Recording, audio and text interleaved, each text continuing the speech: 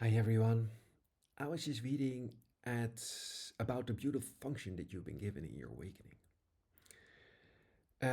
Your function now, as an awakening consciousness, as a mind who is undergoing his spiritual transformation, is to be the light of the world, to represent the alternative, to be the reminder to your brother of what he has forgotten. So your function and your responsibility is then simply stay on the mark, right? Keep your lamp filled. You know, generally what we do, we just rest in God, right? We step out of time, we fill up with light, and you bring the light with you to the world, and you simply shine it into darkness, into the world. That's an incredible function. And whether that is recognized or not, it doesn't matter, right? Your brother may not recognize it at all, or he might wonder, why are you so happy?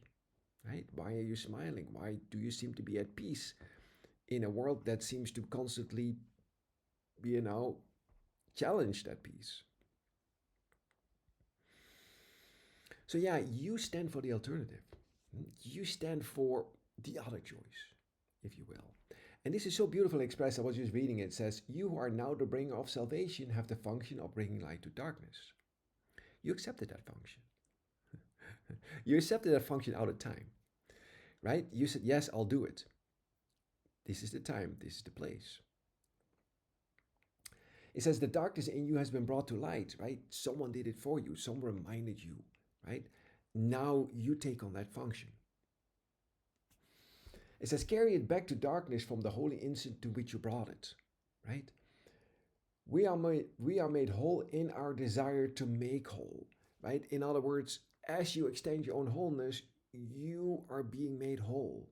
As you give, you receive. As you teach it, you learn it yourself. I mean, I can express this in many ways, but this is how that works, right? You can only give to yourself because giving and receiving are one. Can you see?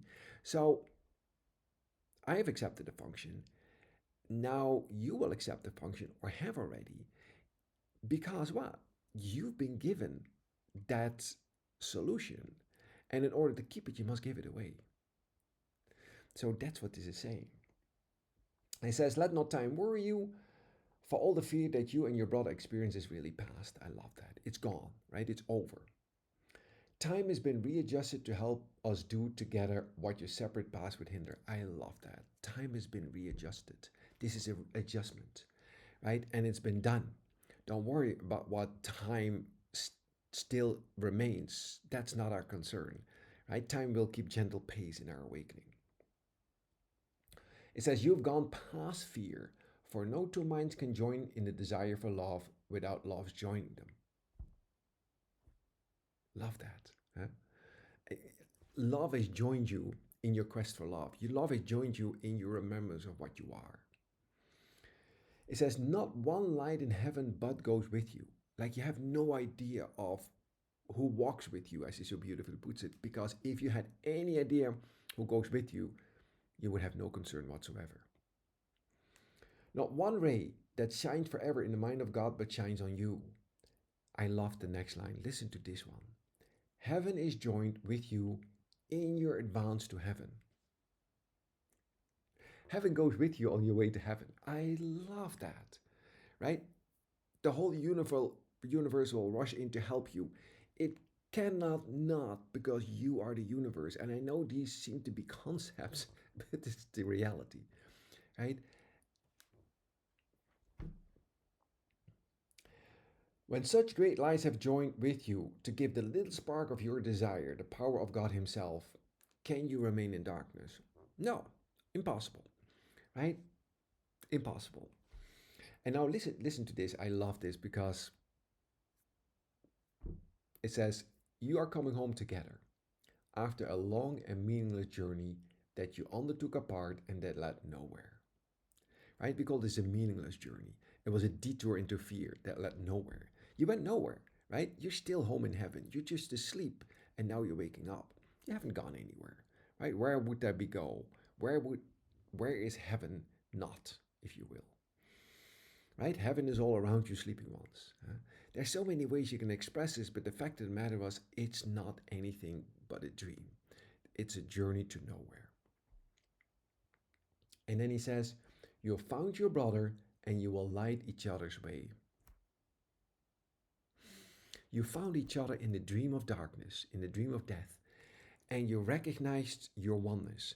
And now you help each other by shining each other's way. Holy mackerel. And there'll be times that your brother will remind you, and there will be times when you'll remind him, right? You extend the light to each other. And from this light will the great rays extend back into darkness and forward unto God, to shine away the past and so make room for his eternal presence, in which everything is radiant in the light. Holy mackerel, what a function you've been given, right? To be the light of the world, to be happy, to stand for the alternative. And then it says, you've reached the end of an ancient journey, not realizing yet that it is over. You're still worn and tired, and the desert's dust, love that, still seems to cloud your eyes and keep you sightless. Yet he whom has welcomed you has come to you and would welcome you. He has waited long to give you this. Receive it now of him, for he would have you known him.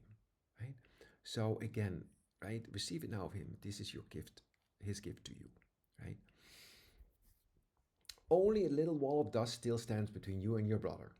Right? It's like the veil is very thin. Right? It says, blow on it lightly and with happy laughter, and it will fall away. And walk into the garden love has prepared for both of you. Right? Did he not say, I'll prepare a place for you? Right? He said that. I'll prepare a place for you. Well, he meant it. Right? A place has been prepared for you as you fulfill your final function on earth. And then, you go home. And I mean, go home. I don't mean die. There's no such thing as that. No. Your function is, right, to be a bringer of light, from darkness to light, from death to life, from time to eternity. You can express this in many, many ways, but that's your function. So yeah, this is your function as a teacher of God, as a bringer of light, as an awakening consciousness, as you stand at the end of time. Right? As you're wrapping up time, as you are in the borderland of thought, as we call it, because it's just short of heaven, right? The borderland of thought, where you stand for a moment, you draw your circle, and you allow all your thoughts to fly home through your own forgiveness. Doesn't he beautifully say, like, I stand at, this is Jesus, he says, I stand at the end of time in case you temporarily fail. Boy, is that beautiful. It makes me emotional because it is so true. If you really realize that it's true, and this is what you're undergoing, and this is a remembering of your homecoming of the teachers of God, of course that is emotional. How would it not be that? It's emotional, it's physical, it's spiritual, mental, it's all of that. Everything is included. So welcome home. Welcome home, teacher of God, as you fulfill your final function on earth. As he so beautifully says it, and then they are seen no more. And he's speaking about the teacher of God. Then they are seen no more, but their thoughts remain, right? The spiritual teachers, right, in their homecoming may have a moment where they're seen no more, but their thoughts remain for those who are still here and still need to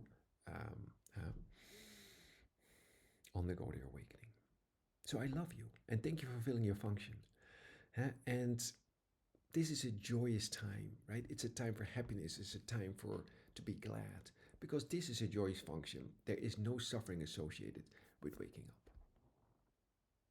I love you. Have a great, great day wherever, whenever you are. And I'll see you everywhere.